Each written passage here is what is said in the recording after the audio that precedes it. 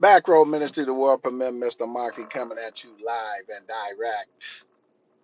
So I want to do a fun video. I'm gonna do a breakdown for the Queen. A lot of stuff took place on the death of the Queen. I'll do that. Do a little bit of that to probably today, later on today, kind of break down things that were a part of the ritual yesterday and how things kind of sync together with the crowning of the new king. Remember, there's a second king that got crowned. Remember, the Zulus crowned their king earlier this year. Then Charles gets crowned. There's one more king to be crowned, and that'll be your three king ritual. Remember, the three king ritual is a constellation in the sky, but it's also a actual ritual when there'll be a period where three powerful kings are going to be crowned. We saw the Zulu king get crowned. We saw the English king get crowned. There's going to be one more crowning. You just got to pay attention and see what king that will be. So, stepping away just to have a little fun and going into the world of wrestling media and people not, the problem is a lot of times in entertainment, people who've been in entertainment for a long period of time and call themselves working in the field of entertainment don't seem to understand entertainment and how it works and things you have to do to keep yourself vital. You got to keep yourself relevant. That's the word.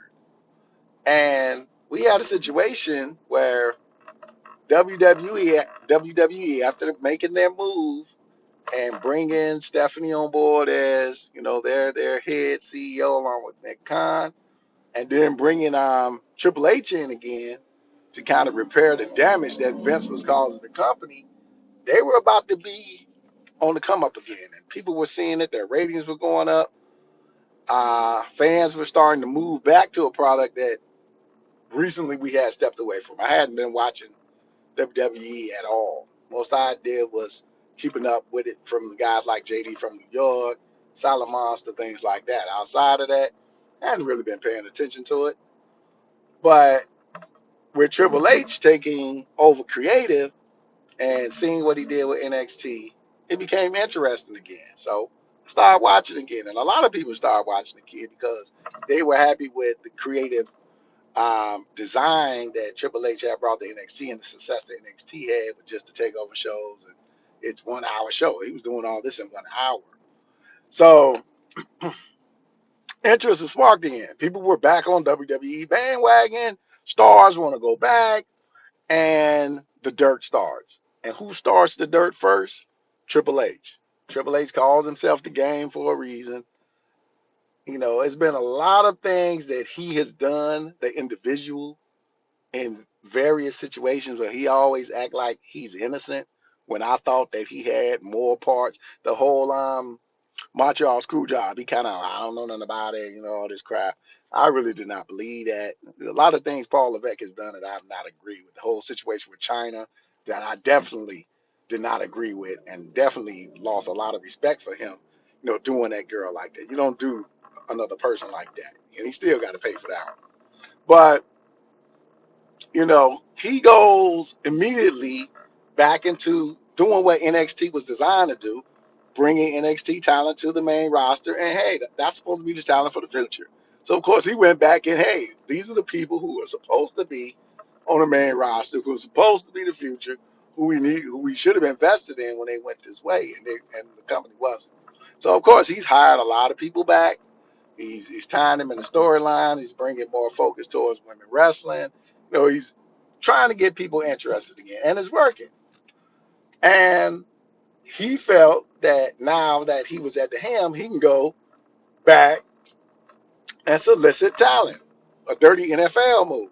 NFL teams sometimes do this, but he felt that, hey, since I'm on top again, I'm working here. I know you guys like working with me. Let me go out here and solicit talent from AEW. But you can't do that when these guys are under contract, and he knows that. That's what we call that tampering. He knows he can't do that. But that's what he was doing. Tony Khan was playing fair. Remember, we had the situation with, I want to say they did some show. They did the show for Rey Mysterio. And Tony Khan gave the A-OK for Jericho to be on that show. Any WWE talent that was AEW talent, he allowed them to, be on that show for Rey Mysterio. So he was playing the game fair. But Triple H started not playing the game fair. And when you're not playing the game fair, the old saying, all's fair in love and war. We have a situation where 3 pay-per-views have been scheduled during the time where AEW pretty much had their weekend, had it locked down. That was their time for their all-out pay-per-view. They had the spotlight. Now you're in a situation where WWE is coming in. They're hot. They're trying to steal the spotlight. They've been hot for a week. You've already had to do some things involving CM Punk to build up the ratings and get people to watch again. So now he go on this tag in his weekend where All Out is supposed to be the major show, but it's not, and it stands a chance of being overshadowed by the WWE Carthage show and also the WWE Worlds Collide show. So they got 2 shows going against your one show, and if your one show is not good enough, they're not going to talk about your show. They're just going to talk about Worlds Collide, and they're going to talk about the show in Carthage, the Clash in Carthage. This Carthage. That's all they're going to talk about. So what do? You're in a bad situation. You're in a pickle. You got your champion who's hurt, so you can't really build up to do different things due to your champion being hurt, be it CM Punk being hurt. So you got to go a whole other course due to a dumb injury he sustained, and it happens in sports. So what do? What do? You have a great show. You bring back MJF, but that's not enough. Nobody's still not going to be talking about you. They still might be talking more about the WWE shows. They're going to compare the 2 shows. Which shows were better? What do? Somebody has to be sacrificed. Because at the end of the day, to beat Triple H and to beat WWE, you're going to have to do something monumental. So monumental where nobody talks about the WWE. The only thing they're talking about is the show they should have been talking about from the jump, which should have been the only pay-per-view that weekend, All Out. You have to do something. And that's what CM Punk decided to do. CM Punk sacrificed himself for his company. And a lot of people might not see it that way. But understanding the mindset of these guys who one day will truly be executive vice presidents and be in that role of Triple H. How would Triple H play it? What's some things I have to do to keep the eyes and spotlight on my company? Does that mean that I have to sacrifice myself for my company? Am I willing to do that? Yes, sometimes you got to be willing to do that. You got to go all out for real. So CM Punk lived up to the name of the pay-per-view. All out because he went all out. He went all out. He did what he did and was able to lock down the attention for AEW for the weekend and also steal any discussion away or all discussion away from WWE. So you had a weekend where you had 3 shows where, yeah, they talked about the WWE show, but all the attention went to the AEW show. All the attention went to CM Punk. All the attention went to the AEW structure. What's going on? All the attention went to the EVPs or the Elite. They got all the attention. And WWE got no attention. You had a situation where Roman Reigns, yes, he's been champion for 2 years, but no one is talking about Roman Reigns. Has been talking about Roman Reigns over these past 9 days or 10 days. They've been talking about CM Punk, who's your champion in AEW. He was able to keep the attention towards his company in a time when somebody had to step in and pull the attention their way. They were getting their butts kicked. It was about to go down. Yeah, it was a ratings war. They understood that. But it's also trying to keep the fans interested because now you ain't the only candy store in town when you have really, really been enjoying being the only candy store in town due to Vince McMahon not wanting to change. So life is strategy. Life is also sacrifice. Somebody's got to be sacrificed at certain times. Is CM Punk gonna get fired? No. CM Punk is injured again. I don't think he was fully healed up from the foot injury. And you'll see stories of these guys on many occasions. Just look at the old wrestling shoots. These guys are used to wrestling hurt. Sometimes they take it too far and they make the injury worse than even what it started off being, probably what CM Punk situation is, or he might have had another injury going with this. Do I think Kenny Omega should be back? No. I think Kenny Omega is not 100%. I think Kenny Omega is still having to heal up. I know the Young Bucks haven't been 100% for the past couple of months. They've been wrestling through injury. So these guys need a break. They're not really ready at this point to carry the company, and they shouldn't have to carry the company. There's enough talent back there. But Tony Khan, he needs to sit back and really start allowing people to help him with the creative part of the show again, getting back to focusing on people because women's wrestling now, he's losing the WWE because he's lost focus with that. And then he hired too many people. You don't have to hire every fucking body that comes out of WWE or everybody you see. You don't have to do that. Hire the people you need. So then you can manage it better because right now you don't have enough television time to put everybody on. So you need a small enough roster to be able to manage everything, or a roster where you can, move pieces in and out. But I don't think the Bucks and I don't think Omega is 100%. I think they all have to sit out for a while. Is there some beef between them? Yeah, I think it's some egos. I think it's some egos, and the big part of that, and you hear this a lot of time in the wrestling shoots with the guys in the wrestling shoots, a lot of the old guys. This ain't nothing new. These guys have been fighting. There have been wrestlers that have been murdered in locker rooms, so this is not new. So sometimes these new guys who are in the wrestling, they try to act like all this stuff is new. I'm like, no. If you've been in the business long enough, this is nothing new. There's all been fist fights and slug 'em outs. We've never heard about it to the extent we do now because of social media.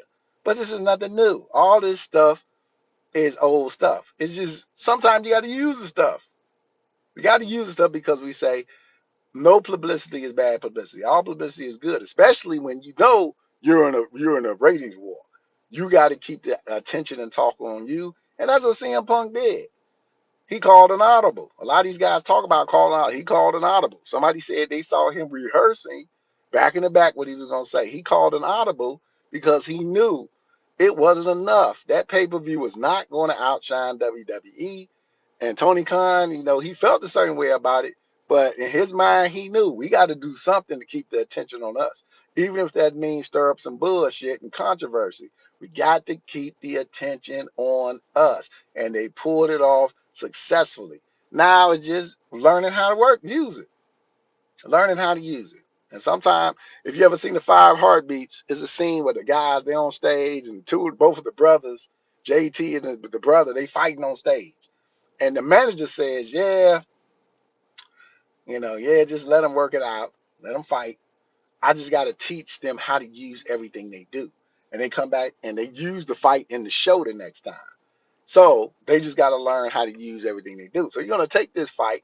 You're going to sit these guys down, have a conversation about sometimes you can have a friend who might do something to wrong another person. You just can't jump on that friend's side without getting the whole story. And from what CM Punk's had said, he's a Chicago dude. I'm a Chicago dude. If we cool with each other, we cool with each other. We're willing to do things for each other. But betrayal is something that, from Chi Town, we just don't do betrayal too good. If I'm helping you out, then you stab me in the back at that level, I don't really know. I give you my shirt off my back. And you see the whole thing with him finding out he shared that bank account with his mom. That's why he stepped back. He didn't even go pursue no money from him. So that showed you, I ain't that type of dude. But I can't mess with you anymore. And yeah, that might be the Bucks friend, and you know, Adam Hangman Page's friend, but they ain't CM Punk friend no more. So I don't think he had any issue working with Colt Cabana or anything like that. But they're not cool. They're not cool. And then he's not even important.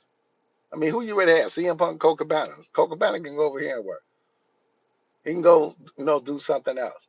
But if it's gonna cause a problem, an issue, your manager or your president is stepping in and, hey, well, I just move him over there so we don't have any issues. And they kind of took that a certain way. They can take it how they want to. At the end of the day, to diffuse any potential chance of something popping off, I'm gonna separate them. I don't really need this guy like that. And they got mad about it. And they had their right to get mad, but you go have that conversation and get every part of the story. You just don't ride with the part of the story you got. Go to the other person and get that part of the story before you jump down their throat and try to sabotage stuff. So yeah, have wrestlers gotten the beef? Yeah. Do wrestlers have beef and still work together all the time? Look at some of them shoots. Their shoots were guys that not like each other, but they had a job to do. They did their job. They took their ass home. So they'll get over this piece, but brilliant play by CM Punk, brilliant play by Tony Khan to sit there and go through this, but he knew it's something he had to do because he kept the lights on AEW. Now, some people say, but that lights for the wrong reason. Ain't no damn wrong reason. As long as you got the lights and attention on you, you can do what you need to do. Check the ratings from Wednesday's show. I bet their ratings were high as hell. I bet those ratings from Wednesday's show was higher than the ratings from Monday Night Raw. Go check your ratings. Mr. Moxley, Back Row Ministry, peace and hair grease.